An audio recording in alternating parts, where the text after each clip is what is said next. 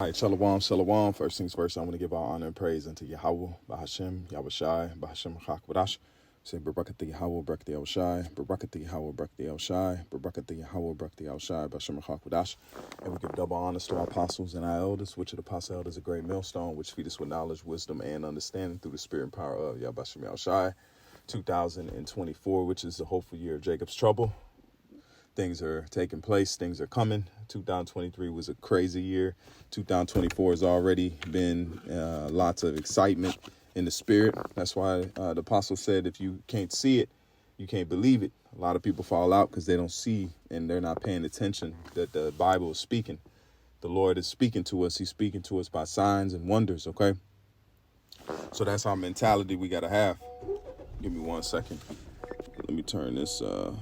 Let me turn this Bluetooth off. Real quick. Switch the sound out, but I gotta plug in this. I gotta plug in the phone real quick. Make sure I got some juice. Give me 1 moment. Bear with me. But the time we at now is that the truth is revealing itself. All right. That's why it says in these last times, the Lord is going to speak by what? Dreams, visions. He said he's going to pour out his spirit. So the spirit is being poured out on the planet Earth. You just have to pay attention to it. And it's being poured out at a high level currently. If you look at everything that's going on the planet Earth. So if you're paying attention, then these are exciting times. So this lesson is a beautiful lesson. I watched one of the shorts on, I think, Instagram. And it was beautiful to see. This is amazing. The Most High covers everything. It speaks. So this right here is touching base on the blood in the word. Okay, because it said that the blood of lambs are anti-venomous. Check that out. The blood of lambs are anti-venomous. That means that the blood that lambs have, they are resistant to snake venom. So that right there should show magnitudes that the Most High is speaking and doing things in everything. Everything means something, if that's the word I'm looking for. So let's go ahead and I'm going to read this article. I'm going to move around a little bit. I don't think I'm going to read it all, but I'm going to get the point, and then we're going to jump into some precepts, and then we're going to go ahead and close out. We're not going to make this long as the Lord allows. I'll go into it. But it says, this is the article. It says the blood in the word. Okay. It says Luna, a particularly curious sheep, was found on her ranch in Washington, sporting a swollen head and neck. Okay. Once she was pinned up and examined, the shepherds found that what appeared to be a snake bite mark on the center of the swelling. It looked like 2 small missing tufts of skin that were about an inch apart. It wasn't too big of a mental leap. It says it wasn't too big of a mental leap to conclude that the sheep had been bitten by a western diamondback, okay, which are poisonous. It was rattlesnake country after all, okay. Luna appeared to be unconcerned, and the shepherds weren't worried either. Why is that? Because the United States only approved anti-venom for pit viper, rattlesnake, copperhead, and water moccasin snake bites is based on purified product made in sheep known as crowfab. It was initially approved by the FDA in October 2020 or 2000. In other words, the rattlesnake bite was not a concern because of what kind of blood that flows through the sheep. So what is the chances that snake venom is that sheep's blood is immune? Sheeps are immune to snake bites. So it's not a coincidence that the Lord called what? The Lamb of God. If you read Revelations, the 5th chapter, it says the lamb as it looked as it had been slain. Okay. And we know that Esau is going back to the garden, which is the serpent, that old serpent. And I got all these precepts lined up, but I just wanted to set that. That's amazing, man. You got to give. That's how you know that this truth is not sporadic. This isn't something that was just, even the animals that the Lord used characteristics of mean something, because the Lord knows what he created through Yahushua. He knows exactly what the lamb is. That's why it's when the Lord gave us a dietary law, he knew exactly what we were needing to eat and were needing to stay away from. And we see now with the benefits of health and the decrease in health with people that eat the things that the Lord told them not to eat.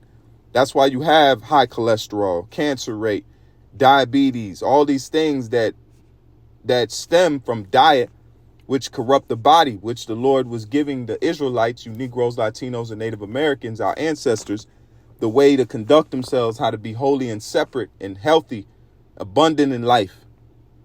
Okay. And it says, in the other words, the rattlesnake bite was not a concern because of the kind of blood that flows through the sheep. Anti-venom is made from sheep's blood. Read it again. Anti-venom is made from sheep's blood. Luna swelled up for a couple of days, but her own blood negated the effects of the venom. Did you catch that? The blood of the lamb destroyed the venom of the serpent. So that's what you see. Yahweh's sacrifice, as he shed the blood on the cross, nullified the serpent's venom, which goes into sin, which goes into breaking of the law, which goes into us falling away. It nullified it. And check this out. It takes time. It takes course that the blood must work on that venom. So and you got guys talking about don't praise Yahweh. Then you don't got no venom. You don't got no cure for the snake bite. That's why it says there's only one name under the earth. There's only one name thereby you must be, that you call upon them to be saved. If you don't have Yahweh, you don't have anti-venom from sin. Guess what? You're going to die. That's why Yahweh told the Sadducees and Pharisees, he said, you're going to see me come with the angels and you're going to die in your sins, in your iniquities. So if you don't have the Yahweh, you don't have the anti-venom. That's why it's more important. That's why you need to grab Yahweh, or you're going to die from this. You're going to die from sin, because under the law, we break those. Even in the place that we live, we break the law, which is sin, which is death. So if you don't have the anti-venom, you are going to you're going to come under, you're going to go under that poison, which is sin. And it's going to course through your body, and you're going to die. And especially in the times we're coming to with the second death. The blood of the lamb destroyed the venom of the serpent. There is a prophecy in Revelations chapter 12, a story told of a war in heaven between a great dragon and the woman. What's that? What's the great dragon? That's going into NATO and the EU. That's Esau's power structure, going back to the statue of Nebuchadnezzar, wearing the feet partially strong and partially weak. That's the dragon that is formed. That's why it says the woman in scarlet sitting upon the beast. Okay, that's America standing as in the military wing. That's why they had this thing with the Hamas situation in Palestine. Babylon was the one to veto. It was 24 to 25 nations that voted for a ceasefire, but Babylon said no. All of their votes didn't count. That's showing you that America is that woman sitting on that scarlet beast. What is sitting? That goes, Salakia, phone rang. Salakia, hope the volume ain't cut out. What does sitting mean? Goes into taming. That goes, if you sit on a wild horse, you tame that horse. So the woman is taming, and if you sit on a beast, that means you guide that beast how you want that beast to go. So America is the guiding stick for the EU, NATO, okay? Going back to the beast, to the MOTB, the mark of the beast. Okay. And it says the woman's children are all those who keep God's word commandments. So let's go ahead and read it. And this is in the NLT. It says, and there was a war in heaven. Michael and his angels fought against the dragon and his angels, and the dragon lost the battle, and he and his angels were forced out of heaven. What is heaven? What is heaven? We ain't in heaven. So how did they go into heavens? It's talking about rulership. The word heaven breaks down to rulership.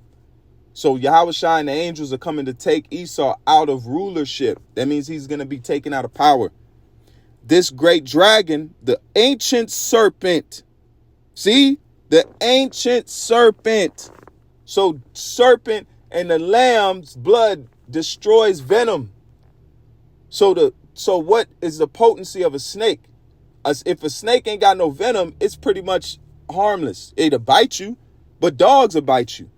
And everybody got a damn dog. There's lots of people with dogs in their house. Nobody's afraid, but everybody is a little bit on edge when you pull our fucking snake out, man. Especially a poisonous snake, because that snake can kill you. So what happens when you take away the venom of a snake? You take away its power. You take away the power that it has. So Yahushua is taking away the power of the serpent. The venom that it has, it's that sin and death. That's why Esau pushes wickedness. He pushes serpent. He pushes the poison on the people. That's his power, is the lawless one. That's what he's, the lawless one. The man of sin, the man of perdition, who must be revealed. Okay? That's his serpent. That's his power, is that wickedness that he pushes through the planet Earth to control people. Okay? And hell is a part of that venom, that juice. That's Esau's venom that Nate and his band of misfits are pushing out there, man. Knowing or unknowingly. It says this great dragon, the ancient serpent called the devil or Satan, it says the one deceiving the whole world, see, was thrown down to the earth with all his angels. That means they were destroyed. All it is the UFOs, what they call UAPs, the true UAPs, the angels in them. They're going to destroy Esau's technology that they're going to use to try to fight the angels. And they're going to cast them down. That means they're going to destroy their so-called their technology, their war machines, and then Yahushua is going to deliver the elect. And then they're going to burn Babylon with laser beams, high intensity fire laser beams. Okay? And it says, then I heard a loud voice shouting across the heavens, it has come at last, salvation. That's the salvation when the Lord sends his angels to take Esau out of power. We can't be saved because we're still under his clutches. It has come to pass.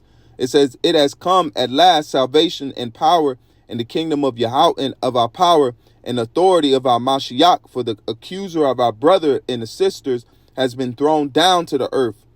The one who accused them before the Most High day and night. Accused them of what? Sin, wickedness.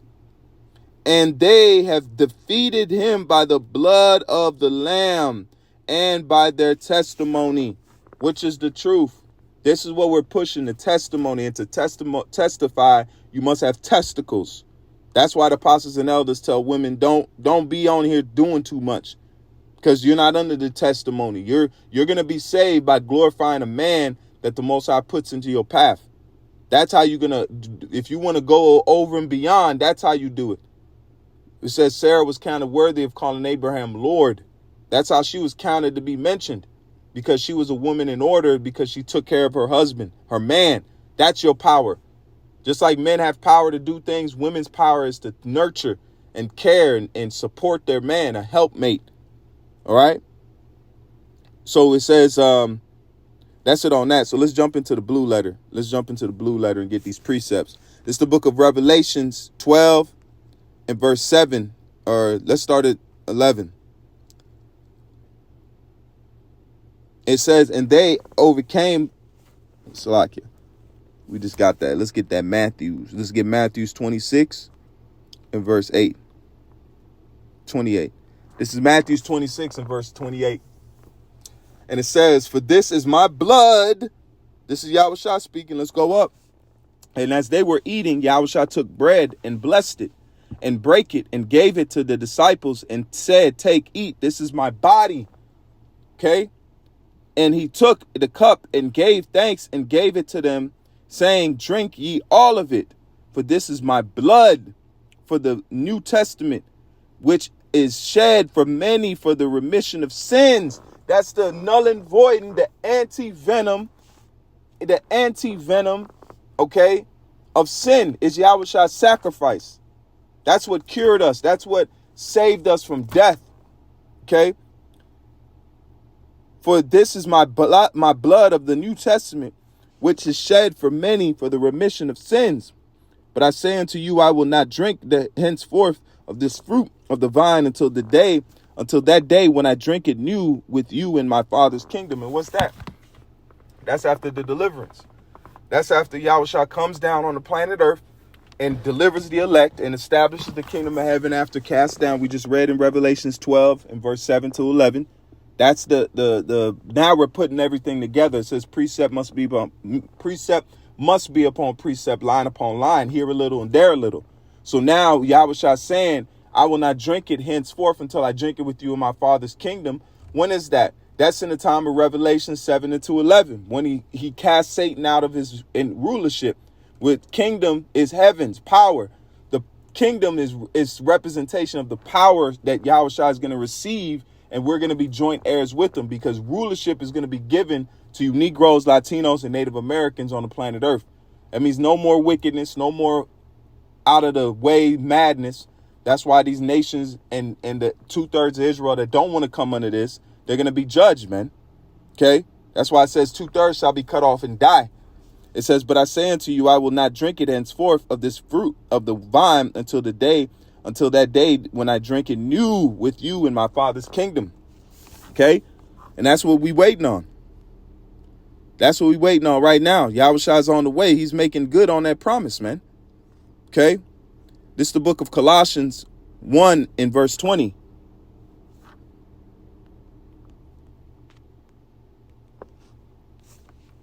Let me turn this off. This is Colossians 1 in verse 20. And it says, and having made peace through the blood of his cross, by him to reconcile all things unto himself. By him, I say, whether they be things in earth or things in heaven. And you that were sometimes alienated and enemies in your mind by wicked works, the venom, okay, yet now hath he reconciled in the body of his flesh through death, to present you holy and unblameable and unreprovable in his sight.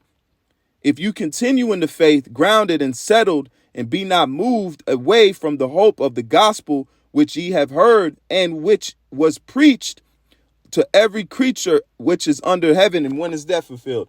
That's through the internet. Because now we've been given the truth through the internet, through the web, and this truth has went out to the four corners of the planet Earth, man. Okay?